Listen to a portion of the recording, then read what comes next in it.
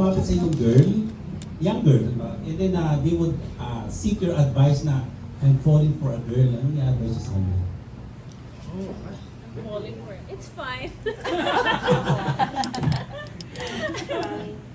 Ang ina-advise ko sa kanya is actually the same naman as anyone falling for anyone. I want them to know that they're feeling this way for the right reasons. Are you ready for this kind of relationship? It's a commitment. Do you love yourself? Are you ready to adjust to another person? Ganun lang naman din. Yeah, same. Parang huwag mong madaliin yung proseso kasi parang ang daming stages niyan eh, di ba? Attraction muna and then marami ka pang revelations na makikita along the way. So, ayun, kung siya ay para sa'yo, mangyayari yun. Pero sa ngayon, parang kung lalo na kung nagsisimula pa lang naman, parang enjoy lang, huwag mo nang pangunahan ng mga bagay-bagay. You also Ganun na. ikaw daw. Gano'n na din. Pareho lang. Nakalimutan ni Direk yung question, ulitin mo. Sa kanila lang. For Rian and Glyce. Oo. Balik ako dun sa movie rin.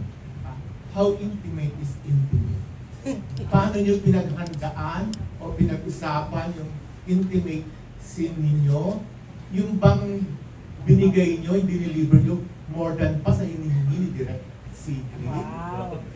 Anong naramdaman nyo rin afterwards? Na ano ba? Ayun. Preparation. Ano? Paano ko pinaghandaan? Nag-toothbrush ako. Same. Gargle, throat spray.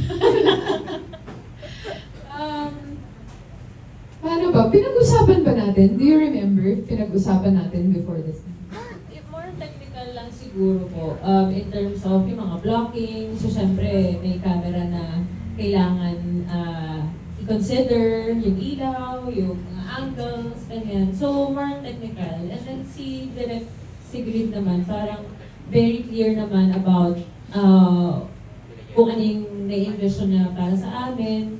Meron akong, nag-pop lang sa utak ko, parang meron ng parang, pa-exit kayo. Yung parang, meron tayong ginawa na specific movement. Wow. Meron kami nagawa sa amin. May specific movement kami. Pero yun din, parang kinailangan ko na i-check kung okay ba yung kung may amoy ba ako, mabango ba ako, presentable ba ako. I think that's just respect, di ba? Respect. Para mas pleasing ang eksena. Pero may isang eksena rin kami dun sa intimate scene, natawa lang kami ng tawa. Diba? Meron tayong ganun. Siguro natatawa kami sa sarili namin, kinikilig kami sa isa't isa, ganun. Kasi parang it's very new to me din, especially on screen. But ang masasabi ko lang, komportable ako kay Rian, and I'm just so glad na siya yung eksena. Thank you. And I can attest na ang bango ni Glyza nun. Success! Chinik lang na ang bango niya nun eh. Direk, naramdaman mo agad din yung, kumbaga yung truth, yung sa scene nila, na-deliver ba yung gusto mong makita? Sobra-sobra nga eh. Cut po, oo, cut tayo. Dahil minsan di na talaga ako naririnig kasi mahina yung radyo ko, di na work. Oo. So, yun. But seriously, ang gusto ko sa kanila, they're very professional about it. Siyempre, we talk about, when you're doing intimate scenes, gusto ko siyempre bawas tao. So, I want them to be comfortable also. Lagi namang rule sa akin na kausapin mo na yung artista, una sila kung comfortable sila sa eksena nito, ano yung pwede kong gawin para maging komportable sila, para makuha ko yung gusto kong acting sa kanila. So, sa akin very technical po yung paano yung mga tao lang sa set, tapos make sure kung ano man yung mga dapat itago, mga ganyan. And then, pag nagawa nila, they're comfortable, so mas ma-feel ko rin yung eksena. And kasi pag hindi ko na-feel paulit-ulit minsan sinasadya ata nila Oo, nakaulit-ulit yung take. So, nakailang take sila? Ha? Nakailang take? Dami. Marami kasing angle. Marami kasing angle Ah. ko. Oo. Kasi syempre, iba't-ibang angle ng kanya. Wait, direct. Pero sa ibang scenes, yung hindi intimate scenes, parang laging take one lang sila, one take lang. Well, I got shocked to know na Oo, take one. ang daming takes. Take one sila ng Sa mahaba. intimate scenes.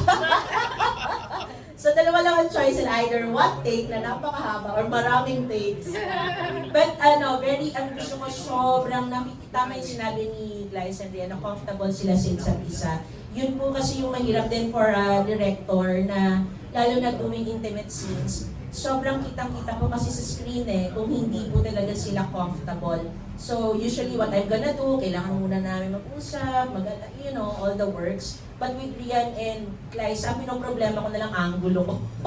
Angulo ko, ilaw ko, ulit-ulit tayo, ganyan. So I'm very, very grateful dahil yun nga, very comfortable sila sa isa't isa. So, kumbaga, wala yung ganito dun sa ang huling chacha ni Anita, di ba?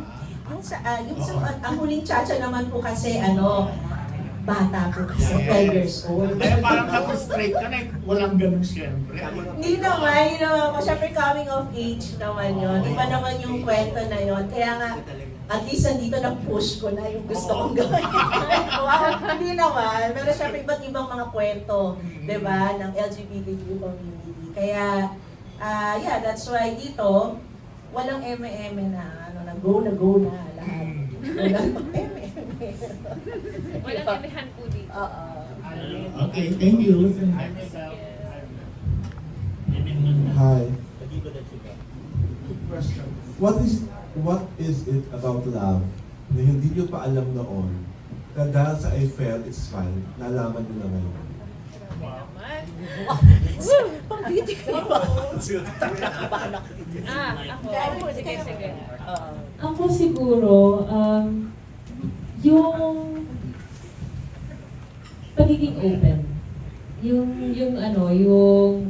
kapag comfortable ka talaga sa isang tao, or kahit na comfortable ka, minsan meron ka pa rin mga inhibitions Katulad ng sinabi ni Direk Sigrid kanina, ang dami mong walls kasi nasaktan ka before. So nag-build ka ng parang another personality within you para masabi mo sa sarili mo na hindi ako masasaktan. Pero masasaktan ka pa rin. Kahit na mahal mo yung tao, masasaktan ka pa rin. Pero open ka dun sa sakit. Open ka sa kahit na anong ibabato sa'yo ng partner mo o ng love in general. Kasi yun talaga, hindi siya masaya lagi. Ayun, yung love, hindi siya masaya lagi. Yung partnership, especially now that I'm married, hindi siya fairy tale. It's always parang may work behind it. So, pinagtatrabahuhan din siya. And I think dito sa pelikula, dun sa character ko, kasi yung si Anne, very goal-driven or goal-oriented siya. Lahat parang workaholic siya. Nilagay niya lahat ng energy niya sa trabaho niya to the point na hindi na siya open sa ibang relationship. Ganun. Tapos dumating yung character ni Rian, si Chicks. Doon niya na-realize na, okay lang din pala na bumitaw ako sa lahat ng mga feeling ko kaya kong control. That loving someone can change you forever. I think, di ba they always say na people are the sum of the top 5 people that they spend the most time with, parang ganon. So I think it's even more magnified with your partner, and sometimes you become each other in a way. And yeah, that's the kind of thing na, that's why it's important also that you have a partner that you can learn from. Sana you have a partner that you want to be like in some way. Ayun, that's why it's such an important decision. Because loving this person, you're going to become one another. And you'll change forever.